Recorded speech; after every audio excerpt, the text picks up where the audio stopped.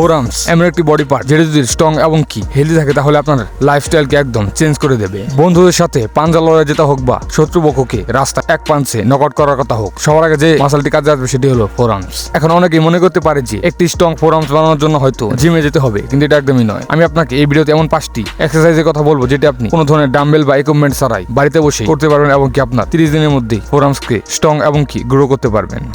Exercise number 1, towel hank. এই এক্সারসাইজটি করার জন্য আপনাকে বাড়িতে কোনো টাওয়াল বা কাপড় নিয়ে কোনো ধরনের রডের সাথে এরকম ভাবে ঝুলিয়ে নিতে হবে এবং সেই কাপড়টি ধরে এরকম ভাবে পুল আপ লাগাতে হবে এবং কি আপনাকে এরকম রোলিং করতে হবে। আর এই এক্সারসাইজটি আপনার হাতের গ্রিপসকে এতটা স্ট্রং এবং কি এতটা মাস্কুলার বানাবে যে যদি আপনি কাউকে একদম ধরে ফেলেন তাহলে আপনার হাত থেকে সে ছুটে বেরিয়ে আসতে পারবে না।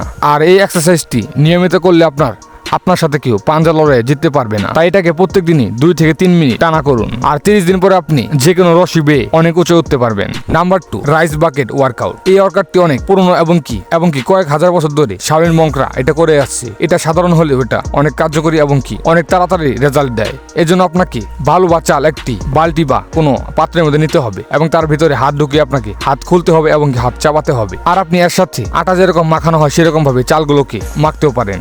আর এই এক্সারসাইজটি আপনার হাতের সেই ছোট ছোট মাসলগুলোকে টার্গেট করবে যেগুলো কি অন্য কোনো এক্সারসাইজ টার্গেট করে না। আর এই এক্সারসাইজ আপনার হাতের ফোরামসের রগগুলোকে ভাসিয়ে তোলে এবং কি আপনার পাঞ্জা লড়াইয়ের পারফরমেন্স অনেক বেটার করে। Number 3, rest rolling push up. এই এক্সারসাইজটি করার জন্য আপনাকে পুশ আপের পজিশনে আসতে হবে এবং কি আপনার রেস্ট এবং কি আপনার ফোরামস দিয়ে এরকম ভাবে পুশ আপ লাগাতে হবে। আর আপনি চাইলে নাকাল পুশ আপও লাগাতে পারেন। এই 2টি পুশ আপ আপনার ফোরামসের হাড়গুলোকে অনেক স্ট্রং করে এবং কি যাদের হাতের রিস্ট অনেক চিকন হয়ে থাকে সেগুলোকে মোটা করতে সাহায্য করে। আর এই 2টি এক্সারসাইজ আপনি প্রথম অবস্থায় 1 থেকে 2 সেট করতে পারবেন 12 রেপস করে, এর বেশি করতে পারবেন না। আর যত আপনি এটা প্রতিনিয়ত করতে থাকবেন তত আপনার পারফরমেন্স আরো বেটার হবে। তাই প্রথমে চেষ্টা করুন পারফেক্ট ভাবে কম পুশ আপ লাগিয়েও কিভাবে হাতকে স্ট্রং করা যায়। Number 4, ring out growth. আপনি অনেক দেশি বডি বিল্ডার এবং কি দেশি পেহেলবানকে দেখেছেন যে তারা কাপড় ভিজিয়ে এরকম ভাবে চিপে। আসলে এটা মূলত একটি প্রাচীন এক্সারসাইজ যেটা করে পেহেলবানরা তাদের হাতের অনেক শক্তি বাড়াতো এবং কি ফোরামসকে স্ট্রং করতো।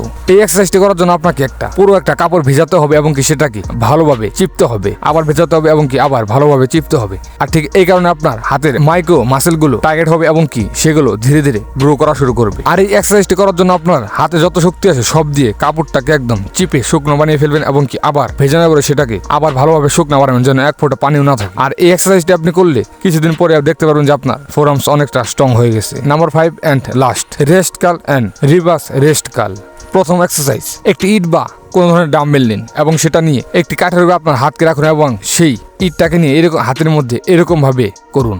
আর এটা আপনাকে 12 রেপস করে 3টি সেট লাগাতে হবে। নাম্বার রিভার্স রেস্ট কাল, এর জন্য আপনার হাতকে উল্টো করতে হবে এবং কি ঠিক ওই রকম ভাবে এক্সারসাইজ করতে হবে। আর এটাও আপনাকে 12 রেপস করে 3টি সেট লাগাতে হবে। ভিডিও বেশি লম্বা না করে আপনাদেরকে বলি, এই 5টি এক্সারসাইজ করলে এবং কি ভালো একটি ডায়েট নিলে আপনার ফোরামস এবং আপনার বডি অটোমেটিক গ্রো করা শুরু করে দেবে 30 দিনের মধ্যে। তাই আপনি দেশি হেলদি ডায়েট রুটিন না করতে পারলে আপনি কমেন্টে জানান যে একটি বেস্ট কম খরচে দেশি হেলদি ডায়েটের সম্বন্ধে ভিডিও বানাতে আমি সেই ভিডিও বানাবো।